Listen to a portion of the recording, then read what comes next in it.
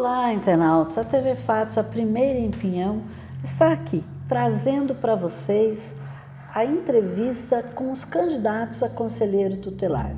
No dia 1º de outubro, estará ocorrendo as eleições para a escolha dos conselheiros tutelar. Aqui no município de Pinhão, as eleições vão acontecer no Colégio Morski. E é muito importante que você, cidadão piauiense, vá até o colégio, escolha o seu candidato, escolha o conselheiro tutelar, porque nós, como cidadãos, como pais, mães, responsáveis por crianças e adolescentes, temos esse compromisso, de escolher os conselheiros tutelar que vão estar aí nos próximos 4 anos à frente do Conselho Tutelar. E a TV Fatos, para poder ajudar você a conhecer um pouco mais cada um dos 14 candidatos ao Conselho Tutelar, está fazendo uma entrevista com cada um deles. E hoje a nossa entrevista é com o Francis. José Francisney dos Santos tem 39 anos, é casado, pai de 2 filhos, tem uma formação em Teologia e Administração Pública, pós-graduação em Aconselhamento e Psicologia Pastoral, tem como experiência com crianças e adolescentes. Foi catequista de 2013 a 2019. No período de 2016 a 2019, ministrou oficinas para crianças, curso para adolescentes de desenvolvimento pessoal, com foco em empreendedorismo e capacitação para o primeiro emprego. Ele é conselheiro tutelar, está concorrendo à reeleição. E o Francis concorre com o número 103. Francis, que bom que você pôde vir aqui, dar essa oportunidade para os nossos internautas que acompanham a TV Fato, conhecer um pouquinho mais de você. E a primeira questão nossa é bem essa: o que levou você a decidir a tentar a reeleição, a se manter conselheiro tutelar? Muito bem.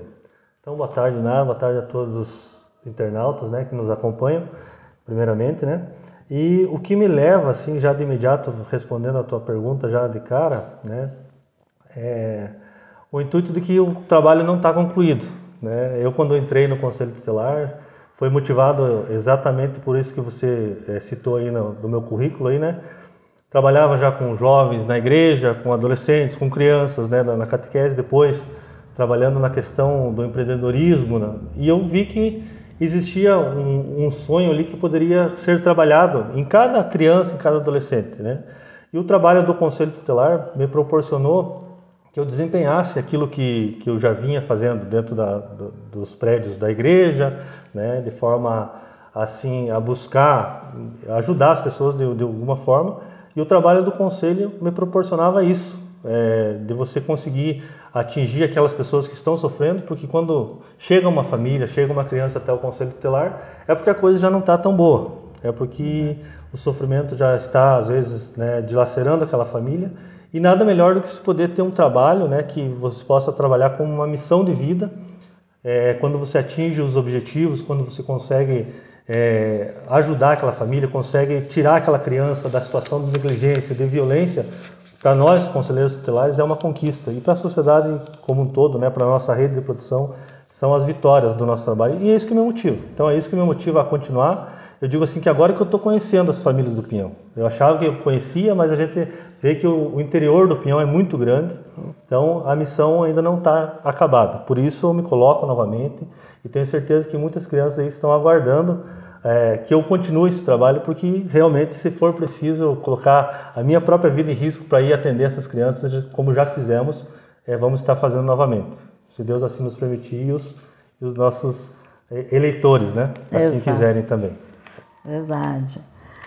Francis, como que você vê o Conselho Tutelar? O Conselho Tutelar como um órgão que deve trabalhar junto às questões da criança e do adolescente, apenas quando os direitos já foram violados, ou o Conselho pode desenvolver ações preventivas?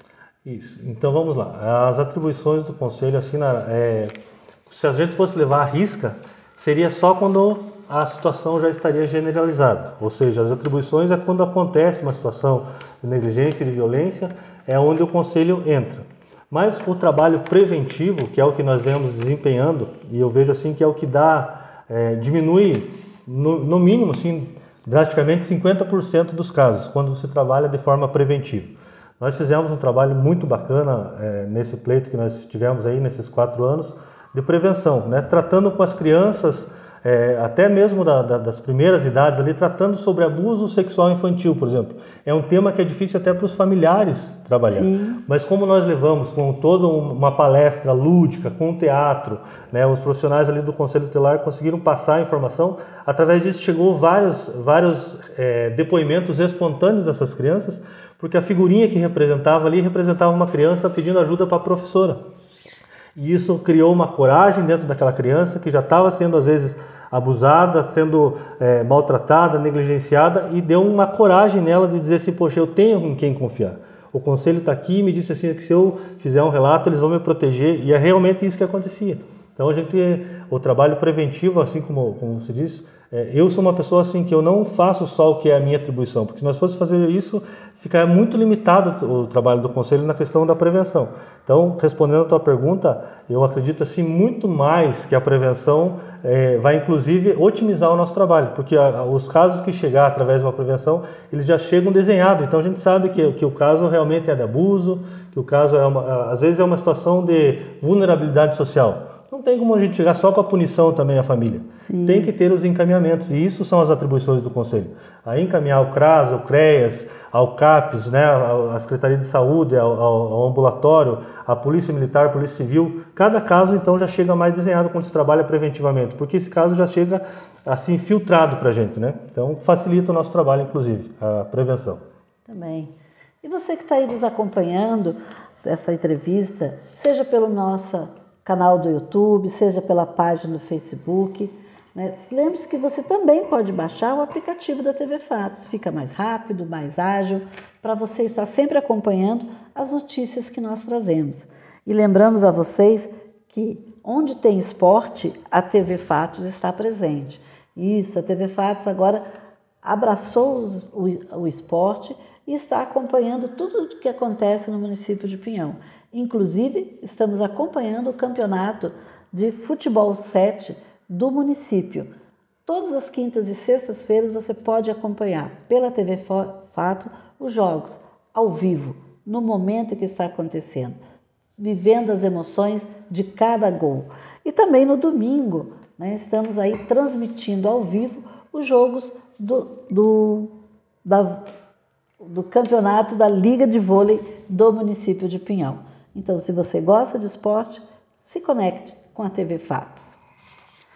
Franz, com a sua experiência hoje de conselheiro tutelar, quais são as principais demandas que você acredita que o Conselho Tutelar de Pinhão tem mais que trabalhar mais, se dedicar mais, qual a prioridade? As demandas do Conselho elas já chegam, como eu estava falando ali, elas já têm os casos que a gente atende mais, que são mais corriqueiros, né? Sim. Que é uma situação aí que envolve abuso sexual infantil. Hoje está pertinente a questão da evasão escolar, está muito assim abrangendo no Brasil inteiro, mas no Pinhão, assim, depois da pandemia foram casos exorbitantes. E aí a gente entende assim que às vezes a gente não tem um caso mais específico ou mais importante do que o outro. Porque às vezes é um caso de evasão escolar, você pensa assim, não, mas é um caso mais simples. Mas você vai ver por que está tendo aquela evasão. Muitas vezes o adolescente passou por traumas dentro da própria pandemia, né? Naquele ciclo fechado dentro da casa, ali questões psicológicas alavancaram assim de uma forma assim tamanha, né? Para nós chega muitos casos assim de adolescentes com índice assim de a questão psicológica, ansiedade, depressão. Então, as próprias escolas hoje sofrem com isso, né? E então para dizer assim, claro que se fosse particularmente falando, a menina dos meus olhos seria o abuso sexual infantil. Se tivesse uma situação que eu quisesse realmente assim me dedicar mais nisso, né? E é isso que gera realmente os acolhimentos institucionais, é isso que às vezes as famílias inclusive as crianças são destituídas do poder familiar, porque realmente às vezes o abuso está dentro da própria casa, dentro do próprio ciclo familiar, né? propriamente dizendo. Infelizmente o índice é muito grande dentro do próprio. Exatamente, para o nosso município o índice é muito elevado, né, desses casos. Até em parceria com a violência doméstica, né? Até pelo tradicionalismo da cidade, assim, ainda uma mentalidade um pouco fechada, então precisa ser trabalhado muito mais forte nisso, sabe? Na sua opinião, qual é o papel da família, da comunidade e da escola na questão da proteção e promoção dos direitos da criança e do adolescente?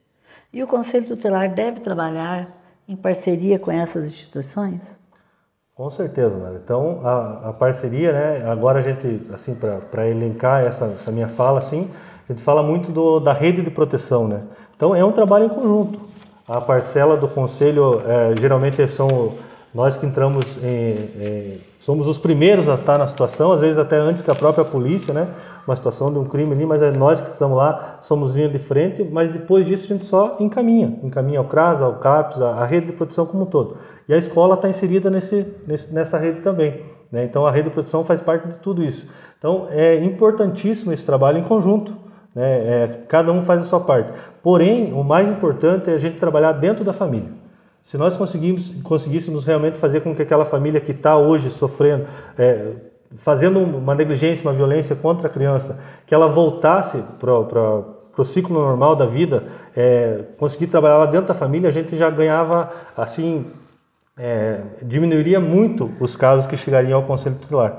Por isso, da importância de, às vezes, a sociedade cobra um pouco do Conselho. Ah, mas a criança está lá, tem que acolher aquela criança. Não, às vezes aquela família tem que ser trabalhada. Então, é essa oportunidade que a gente dá enquanto Conselho Tutelar para que essas famílias sejam, assim, claro que o acolhimento institucional, acolher uma criança na casa lar é o último passo que a gente vai tentar. Depois que todas vamos dizer assim, as possibilidades foram esgotadas, aí acontece o acolhimento. Então, só para a sociedade, às vezes, entender também que o trabalho do Conselho é só uma parcela dentro dessa rede de proteção que tem que trabalhar unido, tá certo?